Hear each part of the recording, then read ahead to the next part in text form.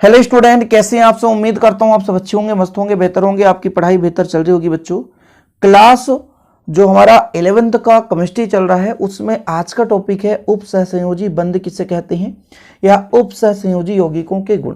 Question ऐसे ही पूछा जाएगा, लेकिन मुख्य रूप से बच्चों यहां पर यह समझना है कि हम कैसे पहचानेंगे कि इस यौगिक में उप सहसंयोजी बंध बनता है।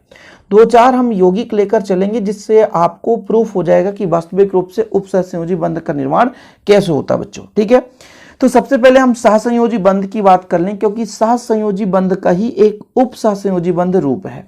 मतलब हमने सहसंयोजी बंध को देखा था कि जब मान लीजिए कोई दो परमाणु बराबर में इलेक्ट्रॉन का साझा करके बंध बनाते हैं तो उनके बीच जो बंध का निर्माण होता है उसे हम बोलते हैं सहसंयोजी बंध। ये चीज हमने पहले बताया था। जैसे एग्जाम्पल के रूप में हम बात कर लेते हैं H2O में हमारा क्या है, दो परमाणु है, एक तो ऑक्सीजन और एक तो हाइड्रोजन।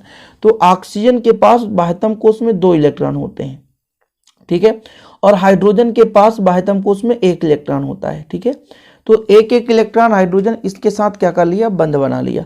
ये बाह्यतम कोश में ऑक्सीजन के पास 2 इलेक्ट्रॉन नहीं बल्कि और इलेक्ट्रॉन होते हैं 4 और 4, ही टोटल 6 इलेक्ट्रॉन होते हैं। ऑक्सीजन का परमाणु क्रमांक होता है 8, तो पहले कोश में 2 और बाह्यतम कोश में 6 इलेक्ट्रॉन, तो कुल मिलाकर के 2 बंध बना करके इनके बीच जो बंध का निर्माण हुआ वो सहसंयोजी बंध है। अष्टक नियम का पालन करते हुए ये बंध बनाते हैं। जैसे आप देखो, हाइड्रोजन के बाह्यतम कोश में 2 ही इलेक्ट्रॉन हो सकते हैं, इससे ज्यादा हो ही नहीं सकते। तो ये भैया आपका उप सहसंयोजी बंध बना लिया। इसमें यह भी हाइड्रोजन 1 इलेक्ट्रॉन के साथ उप सहसंयोजी बंध बना लिया। ऑक्सीजन भी अपना अष्टक पूरा करने के लिए दोनों हाइड्रोजन से 1 इलेक्ट्रॉन के साथ बंध बनाया। इस प्रकार से ऑक्सीजन के बाह्यतम कोश में 6 इलेक्ट्रॉन थे, 2 इलेक्ट्रॉन हाइड्रोजन के सहयोग से इन्होंने अपना बंध बनाया, अष्टक नियम का पालन किया, जिससे 8 इलेक्ट्रॉन पूरे हो गए। तो इलेक्ट्रॉनों के साझे से जो बंध बनता है उसे हम सहसंयोजी बंध कहते हैं। इसी का रूप है कि वास्तविक रूप से बंध बनने में इलेक्ट्रॉन का साझा हो, लेकिन ऐसा हो कि जैसे 2 परमाणु बंध बना रहे हैं तो एक ही परमाणु अपना इलेक्ट्रॉन दे और बोले भाई कि तू मेरे साथ बंध बना ले। कैसे समझने की कोशिश करते हैं, एक सिंपल सा एग्जांपल लेकर SO3 को एग्जांपल लेकर चलते हैं। SO2 है, यहां पर हम SO3 लेकर चलते हैं। ठीक है, SO3 को आप समझोगे। आप लोग कितने ऑक्सीजन बच्चों, ऑक्सीजन यहां पर 3 ऑक्सीजन, तो मैं कह रहा हूं ये एक ऑक्सीजन ये हो गया, बीच में सल्फर कर लो, ये दूसरा ऑक्सीजन, ये तीसरा ऑक्सीजन। ऑक्सीजन के बाह्यतम कोश में देखूं तो कितने इलेक्ट्रॉन होते हैं बच्चों, 6 इलेक्ट्रॉन। ठीक है, तो ये 6 इलेक्ट्रॉन हो गए, और इसमें मैं कहता हूं इसमें भी 6 इलेक्ट्रॉन है, ऐसा चीज। ठीक, चलो अब यदि मैं आपसे कहूं कि सल्फर को बता दो भाई सल्फर क्या है, तो सल्फर कौन सा समूह है, 80 टेम्पो, सब वही समय समूह 16वें समूह, इसमें भी 6 इलेक्ट्रॉन है। आप क्या करें, 6 इलेक्ट्रॉन मतलब 1 2, तो मान लो एक बंध यहां पर बन गया। ठीक है, तो इसका ऑक्टेट रूल पालन हुआ, सही बात है, कंप्लीट सर। ठीक है, 2 इलेक्ट्रॉन इसके साथ साझेदारी, तो इसका भी कंप्लीट हो गया। अब देखो बच्चों, यहां पे लोचा हो गई ना कि सर अब क्या करें, ये सल्फर यहां भी 2 बंध बना लिया, यहां भी 2 बंध, तो सल्फर का तो 8 खत्म हो गया, लेकिन इसके पास 2 इलेक्ट्रॉन हैं, इसके पास 2 इलेक्ट्रॉन है सल्फर के पास। तब सल्फर क्या करता है, ऑक्सीजन को कहता है एक काम कर, तू मेरा ही इलेक्ट्रॉन ले ले, और फिर बंध का निर्माण करता है, जिसे हम एरो के चिन्ह से दर्शा देते हैं। मतलब सल्फर ने ही इलेक्ट्रॉन दिया ऑक्सीजन को और बोला तू ही मेरे साथ बंध बना ले। ऐसे कंडीशन में अब एक दिक्कत और हो गई, जैसे यहां पर तो फिर बंध का ज्यादा निर्माण हो गया, तो फिर एक काम करेगा, बोलेगा सल्फर कि भाई तू भी ऐसे ही काम कर लो मेरे साथ। भाई 2 इलेक्ट्रॉन, कुल सल्फर के पास कुल कितने 6 इलेक्ट्रॉन है, तो 1 इलेक्ट्रॉन इसको दे दिया। अब एक काम करेगा भाई, इसके पास टोटल कितने इलेक्ट्रॉन हो गए, तो 4 4 8 8 2 10, और 10 इलेक्ट्रॉन तो हो ही नहीं सकते।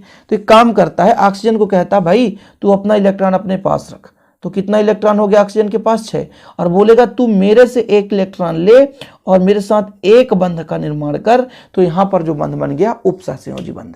थोड़ा समझने की कोशिश करें भाई, सल्फर के पास 8 इलेक्ट्रॉन से ज्यादा क्षमता नहीं है अपने बाह्यतम कोश में रखने के लिए। अब भाई साहब इसके पास 6 ऑलरेडी थे, 2 इसके साथ कर लिए, तो फिर तो दिक्कत हो गई ना।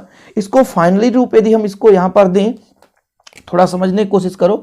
तो सल्फर था, मतलब एक यहाँ पे उपसहसंयोजी बंध बना लिया, एक उपसहसंयोजी बंध यहाँ पर, मतलब अपना ही इलेक्ट्रॉन ट्रांसफर कर दिया। और ऑक्सीजन के साथ इस प्रकार से हमने पहले एक बनाने की कोशिश की, लेकिन अष्टक नियम का पालन नहीं हो रहा था। यहाँ पर भी हमने बनाया, तब अष्टक नियम का पालन हो, क्योंकि सल्फर भाई साहब देखो, सल्फर के पास कितने इलेक्ट्रॉन, 6 इलेक्ट्रॉन, 1 2 3 4, और एक इलेक्ट्रॉन इसको देकर रखा, एक इलेक्ट्रॉन इसको देकर रखा, तो 6 हो गया।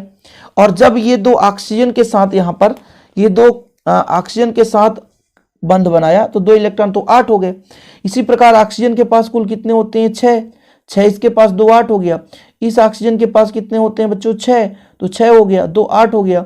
इसके पास भी कितने इलेक्ट्रॉन हो जाएंगे, 6 और 6, 2 इस सल्फर के साथ, तो यहाँ पर 8 इलेक्ट्रॉन हो गया। मतलब उपसहसंयोजी बंध का निर्माण कैसे होता है कि किसी भी बंधित परमाणु में जब एक ही परमाणु दोनों इलेक्ट्रॉन प्रदान करता है, जब एक ही परमाणु दोनों इलेक्ट्रॉन प्रदान करता है तो जो बंध का निर्माण होता है उसे उपसहसंयोजी बंध कहते हैं। जैसे यहाँ पर इस ऑक्सीजन के साथ जो बंध बना है इसे हम सहसंयोजी बंध कहेंगे, लेकिन 2 ऑक्सीजन के साथ जो बंध बना उसे हम उपसहसंयोजी बंध कहते हैं। जैसे यहाँ पर आप देख लो SO2 लिखा है, SO2 में आप समझो, SO2 देखो जरा, SO2 में आप सिंपल तरीके से समझा सकते हो। SO2 देखो जरा, इसमें सल्फर कर दिया, ऑक्सीजन है बच्चों 2, ऑक्सीजन कर दिया। सल्फर के बाह्यतम कोश में 6 इलेक्ट्रॉन होते हैं, सबको पता है, ठीक। वैसे तो यदि मैं इसके ऑक्टेट रूल को देखूं तो ये लो भाई साहब, इसके बाह्यतम कोश में 6 इलेक्ट्रॉन होते हैं, 1 2 3 4, तो ये 2 बंध बना लिया, तो इसका ऑक्टेट रूल तो कंप्लीट हो गया। अब इस सल्फर को देखो भाई साहब, इसके पास 6 ऑलरेडी 2 है तो इसका भी 8 हो गया। तो ये सल्फर क्या कहता है, एक काम करो भाई साहब, तुम्हारे पास 6 तो रहने दो, आप मेरा इलेक्ट्रॉन 1 ले लो, फिर मेरे से बंध बना लो, तो फिर जो बंध बनेगा वो उपसहसंयोजी बंध बनेगा। अब देखो इसका 8 इलेक्ट्रॉन हो गया, इसका भी आप काउंट करो, इसके भी 8 हो गए होंगे, और इस ऑक्सीजन के लिए इसका भी 8 हो गया होगा, कंप्लीट। तो इस प्रकार से उपसहसंयोजी बंध का निर्माण होता है। मतलब एक प्रकार से सहसंयोजी बंध ही है, एक ही इलेक्ट्रॉन का ही साझा है, लेकिन जो इलेक्ट्रॉन देने वाला भाई साहब, ये जो हमारा मेन जो प्रधान तत्व है, यानी जो मुख्य रूप से जिसे हम केंद्रीय परमाणु बोलेंगे, ये जो है इलेक्ट्रॉन देता है और बोलता है तू मेरे साथ बंध बना ले। मतलब तेरे पास क्षमता नहीं तो एक काम कर, मैं तेरे साथ में हूं, तू मेरे साथ बंध बनाएगा, बिल्कुल आप चिंता ना कर, ठीक है। इसी प्रकार से H2SO4 में आप देखो, H2SO4 में यही क्रियाक्रम होगी भैया।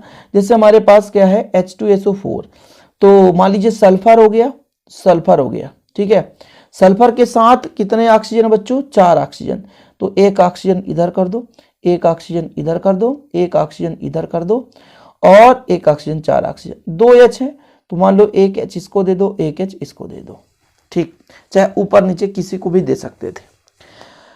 ऑक्सीजन के पास भाई साहब कितने इलेक्ट्रॉन है बच्चों, ये तो सबको पता है 6 इलेक्ट्रॉन है ना। तो 1 हाइड्रोजन के साथ बंध बना लिया और 1 इस सल्फर के साथ बंध बना लिया, ठीक है। इस ऑक्सीजन के पास भी 6 इलेक्ट्रॉन है, तो यहां पर 1 इसके साथ बंध बना लिया, ठीक है, और इसके साथ 1 हाइड्रोजन के साथ बंध बना लिया। अब हुई लोचा। सल्फर के पास अभी 2 इलेक्ट्रॉन जो हैं बिक चुके हैं, अभी इसके पास 4 इलेक्ट्रॉन है। तो सल्फर क्या कहता है इस ऑक्सीजन को कि तेरे पास 6 इलेक्ट्रॉन है, तू अपना इलेक्ट्रॉन अपने पास रख, क्योंकि बंध बनाने के लिए भैया 2 इलेक्ट्रॉनों की, तो 1 मेरा ही इलेक्ट्रॉन ले ले और फिर बंध बना। इस प्रकार से इसको भी कहता है 1 मेरा ही इलेक्ट्रॉन ले ले और बंध बना। तो यहाँ पर 2 आपके बंध बन जाते हैं जो उपसहसंयोजी बंध बनते हैं, और बाकी जो बंध हैं ये वो सहसंयोजी बंध है। समझ रहे हो, एक एक एग्जांपल इसलिए समझा रहा हूं ताकि आपको समझ में आए कि किसी भी यौगिक में जब परमाणु स्वतः इलेक्ट्रॉन देकर दूसरे परमाणु को इलेक्ट्रॉन देता है और बोलता है भाई तू मेरे साथ आप बंध बना, उसे हम कहते हैं उपसहसंयोजी बंध। ये देखने को एक लाइन की परिभाषा है, लेकिन समझाने में टाइम लग रहा है। जैसे बच्चों हम कहते हैं NH3 और यहां पर BF3, ये दोनों सेम दिख रहे हैं, लेकिन इनमें उपसहसंयोजी बंध का निर्माण हो जाता है जब आपस में योग करते हैं। कैसे, देखो जरा, N है, N के बाह्यतम कोश में कितने इलेक्ट्रॉन हो सकते हैं, जैसे H लिख लिया, H और H, तो N के बाह्यतम कोश में कितने इलेक्ट्रॉन होते हैं बताओ। ये बंध बना लिया तो 3 इलेक्ट्रॉन तो बिक गए, ठीक है। अभी इसके पास 2 इलेक्ट्रॉन है, नाइट्रोजन के पास 5 इलेक्ट्रॉन होते हैं तो 2 इलेक्ट्रॉन है। अब यहाँ पर बोरान, बोरान में तो 3 इलेक्ट्रॉन है, तो 3 इलेक्ट्रॉन में एक फ्लोरीन के साथ बंध बना लिया, इस फ्लोरीन के साथ, और एक ए फ्लोरीन के साथ बंध बना लिया, ठीक है। अब क्या होता है, देखो बोरान का भाई साहब यदि देखा जाए तो 1 2 3 स्वतः है और 3 यहां से प्राप्त कर लिया, तो 6 इलेक्ट्रॉन हो गए बोरान के पास अष्टक नियम के आधार पर।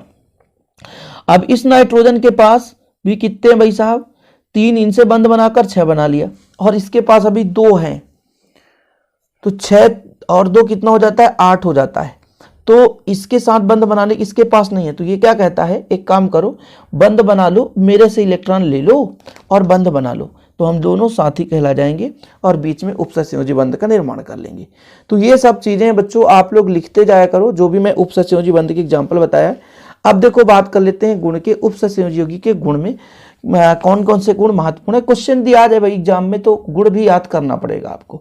तो देखो उपसहसंयोजी यौगिक जो होते हैं वो जल में अंशतः यानी कम मात्रा में और कार्बनिक विलायक में पूर्णतः घुलनशील है। उपसहसंयोजी यौगिक को तो मैंने बात ही नहीं की भाई, उपसहसंयोजी यौगिक किसे कहते हैं, तो ऐसे यौगिक जिनमें उपसहसंयोजी बंध पाया जाता है उसे हम उपसहसंयोजी यौगिक कहते हैं। तो जल में कम विलेय होते हैं, मतलब बहुत कम, और जो कार्बनिक विलायक होते हैं इनमें ज्यादा विलेय होते हैं। इनके गलनांक क्वथनांक सहसंयोजी यौगिक की तुलना में उच्च, परंतु विद्युत संयोजी यौगिक की तुलना में निम्न होता है। मतलब विद्युत संयोजी मतलब आयनिक यौगिक की तुलना में निम्न होता है। ठीक है, ये जल में विलय होने पर या पिघलाने पर आयनित नहीं होते, मतलब आयन के रूप में नहीं टूटते। आयनिक यौगिक ही केवल आयन के रूप में टूटते हैं। यह बंध भी सहसंयोजी बंध की तरह दैशिक होता है, अतः इन यौगिकों में भी त्रिविम समवायता पाई जाती है। सहसंयोजक यौगिक से समानता के कारण इन्हें भी उपसहसंयोजी यौगिक दर्शाते हैं। उपसहसंयोजी यौगिक किसे कहते हैं भाई साहब, तो भाई जो एक इलेक्ट्रॉन क्या करता है, प्रदान करता है, एक इलेक्ट्रॉन देने के बाद अपना स्वतः इलेक्ट्रॉन देकर बंध बनाता है, और बाकी तो बंध इलेक्ट्रॉन की साझे से ही होता है, एक एक इलेक्ट्रॉन सहभागिता होती है। इसलिए उपसहसंयोजी जो बंध है वो सहसंयोजी बंध का ही रूप है। इसलिए हम भाई साहब इनको उपसहसंयोजी बंध के नाम से जानते हैं, क्योंकि सहसंयोजी बंध की तरह ही यहाँ पे बंध का निर्माण होता है। इस प्रकार से आज का हमारा टास्क खत्म हो गया। वीडियो पसंद आए तो लाइक करके शेयर करें। जय हिंद, वंदे मातरम।